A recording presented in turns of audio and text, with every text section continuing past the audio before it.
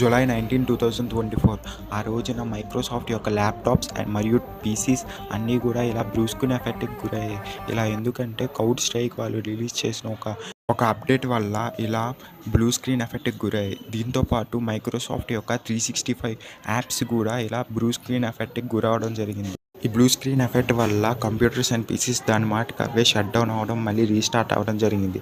దీనివల్ల చాలా ఎయిర్లైన్స్ అనేవి రద్దు చేయాల్సి వచ్చింది అండ్ చాలా ఎయిర్పోర్ట్స్ కూడా చాలా సమస్యలు ఎదుర్కోవాల్సి వచ్చింది. అండ్ దీనివల్ల ఆర్బీఐ మరియు చాలా బ్యాంక్స్ అనేవి నష్టపోయాయి. కానీ ఎస్బీఐ మాత్రం దీని నుంచి తప్పించుకుంది. అండ్ మన నేషనల్ స్టాక్ ఎక్స్చేంజ్ కూడా దీని నుంచి తప్పించుకుంది. కానీ ప్యారిస్లో జరుగుతున్న ఒలింపిక్స్ మీద మాత్రం ఈ ఎఫెక్ట్ పడింది.